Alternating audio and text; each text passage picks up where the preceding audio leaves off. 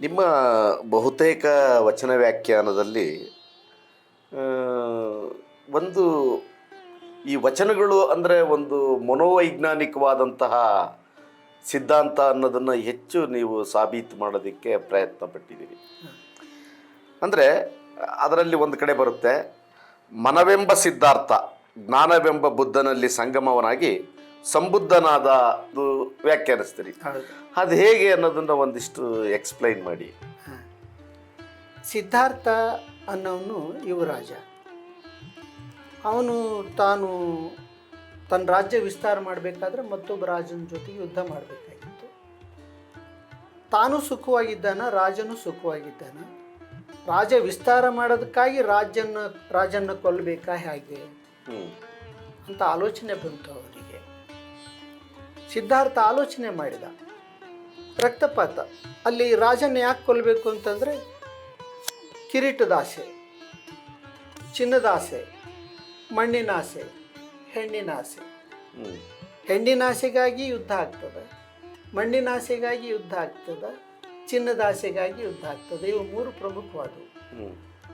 ಒಬ್ಬ ರಾಜ ಯುದ್ಧ ಮಾಡಿ ಜಯಿಸಿದರೆ ಅವನ ರಾಜ ಅಂತೇಳಿ, ಅವನು ಚಿನ್ನಕ್ಕಾಗಿ ಯುದ್ಧ ಮಾಡ್ತಾನೆ. ಮತ್ತೊಬ್ಬನು ಆ ರಾಜ್ಯದಲ್ಲಿದ್ದ ಪ್ರಜೆ ಚಿನ್ನಕ್ಕಾಗಿ ಕಳುವು ಮಾಡಿದರೆ ಅವನ ಕಳ್ಳ ಅಂತೀವಿ. ಚಿನ್ನಕ್ಕಾಗಿ ಕಳುವು ಮಾಡಿದವನ್ನ ಕಳ್ಳ ಅಂತೀವಿ, ಕೊಲೆ ಮಾಡಿದವನ್ನ ಕೊಲೆಗಡಕ ಅಂತೀವಿ. ಅದೇ ರಾಜ್ಯಕ್ಕಾಗಿ ಯುದ್ಧ ಮಾಡಿದವನ್ನ ರಾಜ ಅಂತೀವಿ. ಅವನ ಕೊಲೆಗಡಕ ಅನ್ನೋದಿಲ್ಲ, ಕಳ್ಳ ಅನ್ನೋದಿಲ್ಲ. ಅವನು ಯಾವುದಕ್ಕೆ ಆಸೆ ಪಟ್ಟ? ನಮ್ಮಲ್ಲಿ ಪಂಡಿತರು ಮರಳು ಮಾಡಿದರು ಸೈನಿಕರಿಗಾಗಿ. ಏನಂದ್ರೆ ಜನನಿ ಜನ್ಮ ಭೂಮಿಶ್ಚ ಸ್ವರ್ಗದಲ್ಲಿ ಗರಿಯಿಸಿ. ಏನು, ಈ ಭೂಮಿ ಜನ್ಮ ಕೊಟ್ಟ ತಾಯಿಗಿಂತ ಸ್ವರ್ಗಕ್ಕಿಂತ ದೊಡ್ಡದು ಅಂತ. ಅದಕ್ಕಾಗಿ ಅವರು ಯುದ್ಧ ಮಾಡಿದರು. ನಾನು ರಾಜನಿಗಾಗಿ ಯಾಕೆ ಯುದ್ಧ ಮಾಡಬೇಕು ಅಂತೇಳಿ ಅವನಿಗೆ ಅರಿವಾಗಿದ್ದರೆ ಯುದ್ಧನೇ ಆಗ್ತಿರಲಿಲ್ಲ. ಯುದ್ಧ ಮಾಡೋದಕ್ಕೆ ಏನು ಕಾರಣ ಅಂದರೆ ಮರಳು. ಅವನು ತಾನು ಯುದ್ಧದಲ್ಲಿ ಗೆದ್ದರೆ ಅವನಿಗೊಂದು ಕಡಗ ಹಾಕ್ತಾರೆ ಅಥವಾ ವೀರ ಪದವಿ ಕೊಡ್ತಾರೆ. ಈ ಥರ ಆಸೆ ತೋರಿಸಿ ಪ್ರಲೋಭನದಿಂದ ತನಗೆ ಬೇಕಾಗಿದ್ದು ಚಿನ್ನ, ಅಲ್ಲಿ ಮಣ್ಣು, ಅಲ್ಲಿ ಹೆಣ್ಣು. ಈ ಮೂರೇ ಭಾಳ ಪ್ರಮುಖವಾದವು ರಾಜನಿಗೆ ಯುದ್ಧ ಮಾಡಲಿಕ್ಕೆ. ಇವು ಮೂರಕ್ಕಾಗಿ ಅವನು ಮಾಡಿದ. ಇದು ನಾನು ಮೂರಕ್ಕಾಗಿ ಯಾಕೆ ಮಾಡಬೇಕು? ನನ್ನಲ್ಲಿ ಇದೆ, ಚಿನ್ನ ಇದೆ, ಮಣ್ಣು ಇದೆ, ಹೆಣ್ಣು ಇದೆ, ಹೆಂಡತಿ ಇದ್ದಾಳ, ಮಕ್ಕಳಿದ್ದಾರೆ. ಇದಕ್ಕಾಗಿ ಯಾಕೆ ಯುದ್ಧ ಮಾಡಬೇಕು ಅಂತ ಆಲೋಚನೆ ಮಾಡಿದ. ಸಿದ್ಧಾರ್ಥನಿಗೆ ಇದೆಲ್ಲ ಬೇಕಾಗಿತ್ತು, ಯುದ್ಧ ಅದೆಲ್ಲ. ಆಲೋಚನೆ ಮಾಡಿದಾಗ ಅರಿವು ಅನ್ನುವ ಬುದ್ಧ ಪ್ರಕಟ ಆದ. ಆ ಬುದ್ಧನಲ್ಲಿ ಕನ್ವರ್ಟ್ ಆದ ಸಿದ್ಧಾರ್ಥ ಬುದ್ಧನಲ್ಲಿ ಕನ್ವರ್ಟ್ ಆಗಿ ಬುದ್ಧನೇ ಆದ. ಆವಾಗ ಅವನಿಗೆ ರಾಜ್ಯ ಬೇಕಾಗಲಿಲ್ಲ, ಹೆಂಡತಿ ಬೇಕಾಗಲಿಲ್ಲ, ಮಕ್ಕಳು ಬೇಕಾಗಲಿಲ್ಲ, ಪರಮ ಸಂತೋಷದಿಂದ ಇದ್ದ. ಹೆಂಡತಿ ಶರಣರು ಭಾಳ ಚಲೋ ಹೇಳ್ತಾರೆ, ನಮ್ಮ ತತ್ವಪದಕರು ಹೇಳ್ತಾರೆ. ಹೆಂಡತಿ ಯಾಕೆ ಬೇಕು ಅಂತಂದರೆ ಗಂಡನ ಕಂಡುಕೊಳ್ಳೋದಕ್ಕೆ ಹೆಂಡತಿ ಬೇಕು, ಗಂಡನ ಮಾಡ್ಕೊಳ್ಳೋದಕ್ಕಲ್ಲ. ಗಂಡನ ಮಾಡಿಕೊಂಡ್ರು ಮತ್ತೆ ಗಂಡನ ಕಂಡುಕೊಳ್ಬೇಕಲ್ಲ. ಅನುಭವ. ಅನುಭವ. ಗಂಡನ ಕಂಡುಕೊಳ್ಳೋದಂದರೆ ಇಲ್ಲಿ ಸಿದ್ದರಾಮ ಶಿವಗಳು ಒಂದು ಮಾತು ಹೇಳ್ತಾರೆ, ಎಮ್ಮ ಗಂಡನು ಏಕಾಂತ ಬೊಕ್ಕನು, ಬೇಗ ಬೇಗ ಹೊರ ನಡಿ ರಣ್ಣಗಳಿರ, ಒಬ್ಬನಿದ್ದಡೂ ಸೈರಿಸ ಕಪಿಲಸಿದ್ದ ಮಲ್ಲಿಕಾರ್ಜುನ. ಅಂದರೆ ಆತ ಗಂಡು ಹೆಣ್ಣಾಗಿ ಹಾಡಿದ. ನನ್ನ ಗಂಡ ನನ್ನ ಜೊತೆಗೆ ಏಕಾಂತದಲ್ಲಿ, ಅಂದರೆ ನನ್ನ ಜೊತೆಗೆ ಮಲ್ಕೊಳ್ಳೋಕೆ ಬರ್ತಾನೆ. ಇಷ್ಟು ಮಂದಿ ಇದ್ದರೆ ಅವನು ಹೆಂಗೆ ನನ್ನ ಜೊತೆಗೆ ಮಲ್ಗ್ತಾನೆ? ಸಂಸಾರ ಹೆಂಗೆ ಆಗ್ತದೆ? ನನ್ನಲ್ಲಿರ್ತಕ್ಕಂಥ ಕಾಮ, ಕ್ರೋಧ, ಲೋಭ, ಮೋಹ, ಮದ, ಮತ್ಸರ, ಸಾತ್ವಿಕ, ರಾಜಸ, ತಮೋ ಗುಣಗಳಾದ ಅಣ್ಣ ತಮ್ಮಂದಿರು ಇದ್ದೀರಿ ನನ್ನ ಹತ್ರ. ನೀವೆಲ್ಲರೂ ಹೊರಗೆ ಹೋಗ್ರಿ, ನಾನು ನನ್ನ ಅರಿವಿನ ಗಂಡನ ಜೊತೆಗೆ ಮಲಗಬೇಕಾಗಿತ್ತು. ಮನಸ್ಸು ಹೆಣ್ಣು, ಅರಿವು ಗಂಡು. ಇಲ್ಲಿ ಮನಸ್ಸು ತಾನು ಹೆಣ್ಣಾಗಿ ಅಲ್ಲಿ ಗಂಡಾಗಿರುವಲ್ದೇಕ. ಗಂಡಾದರೂ ಕೂಡ ಹೆಣ್ಣೆ, ಹೆಣ್ಣಾದರೂ ಕೂಡ ಹೆಣ್ಣೆ. ಅಲ್ಲಿ ಗಂಡಿದ್ರೂ ಕೂಡ ಹೆಣ್ಣಾಗಿ ಗಂಡನ್ನು ಹುಡುಕಬೇಕು. ಒಬ್ಬನಿಗೆ ಹೆಂಡತಿ ಆದರೂ ಕೂಡ ಆ ಗಂಡನ್ನು ಬಿಟ್ಟು ಹೆಣ್ಣಾಗಿ ಗಂಡನ್ನು ಹುಡುಕಬೇಕು. ಎಲ್ಲಿ? ದೇಹದಲ್ಲಿ. ಅರಿವಿಗೆ ಗಂಡ ಅಂತ ಕರೆದ್ರು, ಆ ಮನಸ್ಸಿಗೆ ಹೆಂಡತಿ ಅಂತ ಕರೆದ್ರು.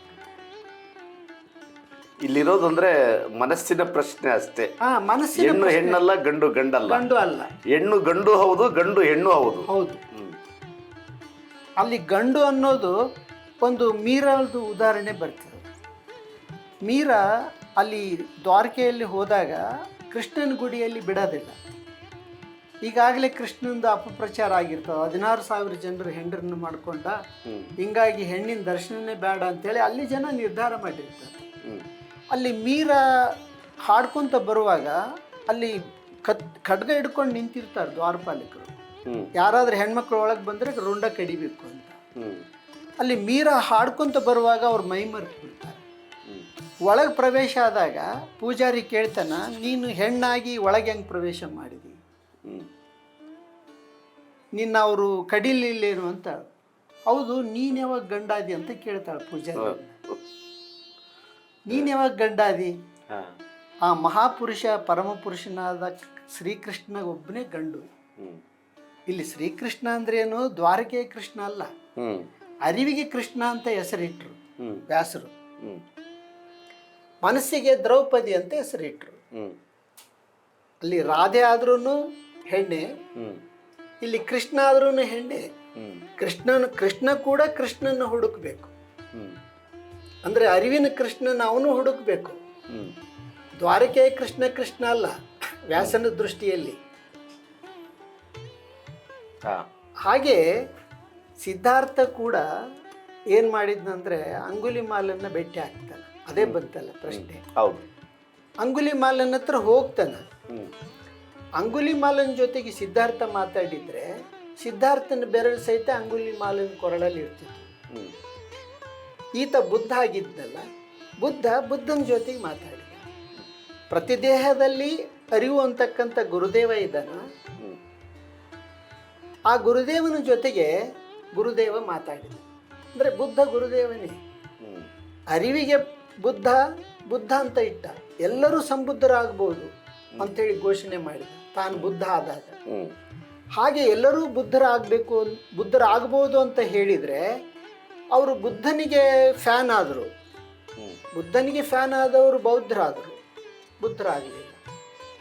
ಬುದ್ಧರಾಗಬೇಕು ಅಂಥೇಳಿ ಎಲ್ಲರೂ ಬುದ್ಧರಾಗಬೇಕು ಅಂಥೇಳಿ ಎಷ್ಟು ಪ್ರಯತ್ನ ಮಾಡಿದರೂ ಕೂಡ, ಒಬ್ಬ ಜ್ಞಾನಿ ಎಷ್ಟೇ ಪ್ರಯತ್ನ ಮಾಡಿದರೂ ಕೂಡ ಅವನಿಗೆ ಫ್ಯಾನ್ ಆಗೋರೇ ಜಾಸ್ತಿ.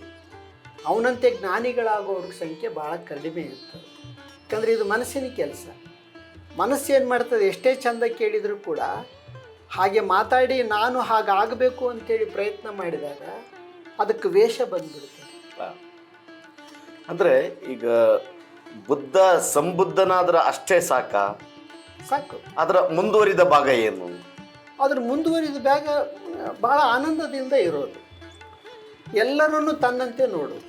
ಅಲ್ಲ, ಆನಂದದಿಂದ ಇರೋದು ಅಂದರೆ ಆನಂದದಿಂದ ಇದ್ದರೆ ಆಗೋದಿಲ್ಲ. ಈ ಕಾಯಕವನ್ನು ದಂಡಿಸಬೇಕು, ಕಾಯಕ ಮಾಡಬೇಕು, ಕಲ್ಯಾಣ ರಾಜ್ಯ ಕಟ್ಟಬೇಕು. ಈಗ ಶರಣರದ್ದು ಏನಾಗಿತ್ತು ಆಶಯ, ಕಲ್ಯಾಣ ರಾಜ್ಯವನ್ನು ಕಟ್ಟಬೇಕಾಗಿತ್ತು ಅನ್ನೋದಿತ್ತು. ಕಲ್ಯಾಣ ರಾಜ್ಯ ಅಂದರೆ ಏನು? ಕಾಯ ಕಲ್ಯಾಣ ಆಗಬೇಕು ಸದಾ. ಕಾಯ ಕಲ್ಯಾಣದಿಂದ ಇರೋದೇ ಕಲ್ಯಾಣ ರಾಜ್ಯ. ಕಲ್ಯಾಣ ರಾಜ್ಯ ಅಂದರೆ ಈ ನೆಲನ ಭಾಳ ಹಸನ್ಗೊಳಿಸ್ಬೇಕು ಅಂತಲ್ಲಿ. ಯಾವ ನೆಲ ಆದ್ರೆ ಏನ್ರಿ? ನೆಲ ಒಂದೇ, ಜಲ ಒಂದೇ. ನೆಲ ಒಂದೇ ಹೊಲಗೇರಿ ಶಿವಾಲಯಕ್ಕೆ, ಜಲ ಒಂದೇ ಶೌಚಾಚಮನ. ನಾವು ಈ ಭೂಮಿಯನ್ನು ಈ ದೇಶನ ಕಟ್ಟಬೇಕು ಅಂತಂದ್ರೇನು? ದೇಹನ ಕಟ್ಟಬೇಕು, ಅರಿವಿನಿಂದ ದೇಹನ ಕಟ್ಟಬೇಕು. ಇಲ್ಲಿ ಅರಿವಿದೆ, ಅರಿವು ದೇಹಕ್ಕೆ ಬಳಕೆ ಆಗ್ತಾ ಇಲ್ಲ. ಇಲ್ಲೇನು ತೊಂದರೆ ಇಲ್ಲಿದ್ದಾವಂದರೆ, ಪ್ರಧಾನಿ ಆಗಿರಲಿ ಅಥವಾ ಮತ್ತೆ ಯಾರೋ ಮುಖ್ಯಮಂತ್ರಿ ಆಗಿರಲಿ, ಯಾರೇ ಇರಲಿ, ಅರಿವಿನೇ ಕೆಲಸ ಮಾಡ್ತಾ ಇಲ್ಲ. ಮನಸ್ಸೇ ಅರಿವಿನ ಕೆಲ ತುಣುಕುಗಳನ್ನು ಸಂಗ್ರಹ ಮಾಡಿಕೊಂಡು ಆ ಮಾತುಗಳನ್ನು ಡೆಲಿವರಿ ಮಾಡ್ತಿದೆ. ತನ್ನಲ್ಲಿದ್ದ ಅರಿವು ತನಗೆ ಬಳಕೆ ಆಗ್ತಾ ಇಲ್ಲ. ತನ್ನಲ್ಲಿದ್ದ ಅರಿವು ಬಳಕೆ ಆದರೆ ನೋಡ್ಲಿಕ್ಕೆ ಬರ್ತದೆ. ನಮಗೆ ಕಣ್ಣಿದ್ದಾವ, ನೋಡ್ಲಿಕ್ಕೆ ಬರ್ತದೇನು? ನಾವು ಆಲೋಚನೆ ಮಾಡೋಣ. ಅದಕ್ಕೆ ಶರಣರು ಸೂತ್ರ ಹೇಳಿದರು, ಕಣ್ಣೊಳಗೆ ಕಣ್ಣಿದ್ದು ಕಾಣಲಿ ಕರಿಯರಯ್ಯ. ಕಣ್ಣೊಳಗೆ ಕಣ್ಣೈತೆ, ನಮಗೆ ನೋಡಕ್ಕೆ ಬರ್ತಾ ಇಲ್ಲ. ಕಿವಿಯೊಳಗೆ ಕಿವಿ ಇದ್ದು ಕೇಳಲೇ ಕರಿಯರಯ್ಯ. ಮೂಗಿನೊಳಗೆ ಮೂಗಿದ್ದು ಮೂಸಿಸಲೇ ಕರಿಯರಯ್ಯ. ಚರ್ಮದೊಳಗೆ ಚರ್ಮವಿದ್ದು ಸ್ಪರ್ಶಿಸಲೇ ಕರಿಯರಯ್ಯ. ಜಿವ್ವೆಯೊಳಗೆ ಜಿವ್ವೆ ಇದ್ದು ರುಚಿಸಲೇ ಕರಿಯರಯ್ಯ. ಈಗ ಹೇಳಿದರು ಏನು, ಕಣ್ಣೊಳಗೆ ಕಣ್ಣಿದ್ದದ್ದನ್ನು ಕಣ್ಣೇ ಕಾಣಬೇಕಲ್ಲ. ನಮ್ಮ ಕಣ್ಣು ಚಲೋ ಅದಾವ ಅಂತಂದ್ರೆ ಹೋಗಿ ಡಾಕ್ಟ್ರ್ ತೋರಿಸಿದ್ರೆ ಚಲೋ ಅದಾವ್ರಿ ನಿಮಗೆ ಕಾಣ್ತಾವಂತಾರೆ. ನಾವು ಹೆಂಗೆ ನೋಡ್ತೀವಿ? ಒಂದು ದೇಹನ ನೋಡಿದರೆ ಅದು ಹೆಣ್ಣಾಗಿ ಕಾಣಿಸ್ತದೆ, ಗಂಡಾಗಿ ಕಾಣಿಸ್ತದೆ. ಕಣ್ಣು ಹೆಣ್ಣು ಅಲ್ಲ, ಗಂಡು ಅಲ್ಲ. ದೃಶ್ಯ ಅಜ್ಞಾನದ ದೃಶ್ಯದಿಂದ ನೋಡಿದಾಗ ಅಲ್ಲಿ ಗಂಡಿಗೆ ಹೆಣ್ಣ ಗೋಚರಕ್ಕೆ ಬರ್ತದೆ, ಹೆಣ್ಣಿಗೆ ಗಂಡು ಗೋಚರಕ್ಕೆ ಬರ್ತದೆ. ಅಲ್ಲಿ ಹಾದರದ ಸುಖದಲ್ಲಿ ಮೈ ಮರೆತು ಬಿಡ್ತದೆ. ಮಾತಾಡಬೇಕಾದಾಗ ಅದೇನಂತದದು ಅಕ್ಕ ತಂಗಿ ಅಣ್ಣ ತಮ್ಮ ಅಂತ ಕರೀತದೆ. ನೋಡಿದ್ದು ಹೆಂಗೆ? ಇದು ನಾನು ಏನು ಓದಿದರೆ ಈ ಕಣ್ಣು ಬದಲಾಗ್ತದೆ. ಈ ಕಣ್ಣಿಗೆ ಅರಿವಿನ ದೃಶ್ಯ ಬರ್ತದೆ. ಇಲ್ಲಿ ಅರಿವಿನ ದೃಶ್ಯನೂ ಇದೆ. ಹೇಗೆ ಕಾಯದಲ್ಲಿ 3 ಕಾಯಗಳಿದ್ದಾವೆ, ಕಣ್ಣಿನಲ್ಲಿ ಕೂಡ 3 ಇದ್ದಾವೆ. 3 ಕಣ್ಣಿದ್ದವ್ರನ್ನ ನಾವೇನಂತ ಕರೆದೀವಿ? ಮುಕ್ಕಣ್ಣ ಅಂತ ಕರೆದೀವಿ. ಮುಕ್ಕಣ್ಣ ಅನ್ನೋನು ಎಲ್ಲಿಲ್ಲ. ತನಗೆ 3 ಕಣ್ಣದವಂತ ಪರಿಚಯ ಆದರೆ ಸಾಕು. ಒಂದು ಮನೋಮಯವಾದ ದೃಶ್ಯ, ಮತ್ತೊಂದು ಅರಿವಿನ ದೃಶ್ಯ. ಈ 2 ದೃಶ್ಯಗಳಿಗೆ ಕಣ್ಣು ಉಪಕರಣ ಆಗಿದೆ. ನಮಗೆ ಮನೋಮಯವಾದ ದೃಶ್ಯ ಬಳಕೆ ಆಗ್ತದೆ ಹೊರತು ಅರಿವಿನ ದೃಶ್ಯ ಬಳಕೆ ಆಗ್ತಾ ಇಲ್ಲ. ಅರಿವಿನ ದೃಶ್ಯ ಮನೋಮಯವಾದ ದೃಶ್ಯ ನೋಡಿ ಅಲ್ಲಿ ಭೋಗಕ್ಕೆ ತಯಾರಾದಾಗ, ಹಾದ್ರಕ್ಕೆ ತಯಾರಾದಾಗ ಅರಿವಿನ ದೃಶ್ಯ ನೋಡಿ ಹೇಳ್ತದ ನೀನು ತಪ್ಪು ನೋಡಿದೆ ಅಂತೇಳಿ. ಹೀಗಾಗಿ ನನಗೆ ತಪ್ಪು ನೋಡಿದ್ದು ನನ್ನ ಗಮನಕ್ಕೆ ಬರ್ತದೆ, ಆದರೂ ಸರಿ ನೋಡೋಕ್ಕೆ ನನಗೆ ಬರೋದಿಲ್ಲ. ಯಾಕಂದರೆ ಸರಿ ನೋಡುವ ದೃಶ್ಯನೇ ಬೇರೆ ಇದೆ, ಮರೆವಿನಿಂದ ನೋಡುವ ದೃಶ್ಯನೂ ಬೇರೆ ಇದೆ. ಮರೆವಿನಿಂದ ನೋಡುವ ದೃಶ್ಯ ಅರಿವಿನ ದೃಶ್ಯದಲ್ಲಿ ಲೀನ ಆಗಿ ಅರಿವಿನಿಂದ ನೋಡಬೇಕು. ಅದೇ ಸಿದ್ಧಾರ್ಥ ಬುದ್ಧ ಆದದ್ದು. ಅಂದರೆ ನೀವು ಹೇಳೋದು ಮನುಷ್ಯ ವಿಚಾರಶೀಲ ಆಗಬೇಕು, ಅಂತಿಮವಾಗಿ ವಿವೇಕಿ ಆಗಬೇಕು ಅನ್ನೋದು. ವಿವೇಕ ಇದೆ. ಹಾಂ, ವಿವೇಕ ಇಲ್ಲದ ಮನುಷ್ಯನೇ ಇಲ್ಲ. ವಿವೇಕಕ್ಕೆ ಟ್ರಾನ್ಸ್ಫರ್ ಆಗಬೇಕು ಮನಸ್ಸು. ಹಾಂ ಹಾಂ ವಿವೇಕನೇ ತಾನಾಗಬೇಕು. ಅಂದರೆ ವಚನಗಳ ಒಟ್ಟು ಸಾರ ಅದೇ ಅದೇ ಅಂತ. ಯಾವುದೇ ವಚನ ತಗೊಳ್ಳಿ ಅದೇ ಅದೇ. ಲಿಂಗ ಅಂತ ಕರೆದ್ರು ಅರಿವಿಗೆ. ಹಾಂ, ನಾವು ಅಂಗದ ಮೇಲೆ ಲಿಂಗ ಹಾಕ್ಕೊಂಡು ಪೂಜೆ ಮಾಡ್ತೀವಿ. ಹಾಂ, ಮತ್ತು ಅದು ಎಷ್ಟು ವರ್ಷ ಪೂಜೆ ಮಾಡಿದರೆ ನಮ್ಮ ಕಣ್ಣು ಸರಿ ಹೋಗ್ತಾವ, ನಮ್ಮ ಚರ್ಮ ಸರಿ ಹೋಗ್ತದ, ನಮ್ಮ ಮೂಗು ಸರಿ ಹೋಗ್ತದ. ಇದಕ್ಕೆ ದುರ್ಗಂಧ ಸುಗಂಧ ಅಷ್ಟೇ ಗೊತ್ತಲ್ಲ, ಹಾಂ, ಪರಿಮಳ ಗೊತ್ತಿಲ್ಲ. ಪರಿಮಳ ಎಲ್ಲಿದೆ? ಮೂಗಿನಲ್ಲೇ ಬಚ್ಚಿಟ್ಕೊಂಡಿದೆ. ಅದನ್ನು ಮೂಗೆ ಕಂಡ್ಕೋಬೇಕು. ಸುಗಂಧ ದುರ್ಗಂಧನ್ನ ಆಸ್ವಾದಿಸುವ ಏನು ಇದೆಯಲ್ಲ ಮೂಗಿನಲ್ಲಿ ಶಕ್ತಿ, ಪರಿಮಳ ಸಹಿತ ಅದೇ ಕಂಡ್ಕೋಬೇಕಲ್ಲ. ಆಲೋಚನೆ ಮಾಡೋಣ. ಇವತ್ತು ಬೆಳಗ್ಗೆ ಟಿಫಿನ್ ಮಾಡಿದ್ವಿ ನಾವು. ಟಿಫಿನ್ ಮಾಡಿದ್ದು ಭಾಳ ಸುಗಂಧ ಇತ್ತು, ತಿನ್ನಬೇಕು ಅನ್ನಿಸ್ತಿತ್ತು, ಕೈ ಮುಟ್ಟಿತ್ತು, ಕಣ್ಣು ನೋಡಿತು, ಆನಂದ ಪಟ್ಟಿತು. ಶಬ್ದ ಕಿವಿ ದೋಸೆ ಇಡ್ಲಿ ಅನ್ನೋದು ಕೇಳಿ ಭಾಳ ಸಂತೋಷ ಆಯಿತು. ಅದು ತಿಂದಮೇಲೆ ಮತ್ತೆ ಮಾರನೇ ದಿನ ಮುಂಜಾನೆ ಹೊರಗೆ ಬಂದ ಮೇಲೆ ಅದು ತನಗೆ ಮಲ ಆಯಿತು.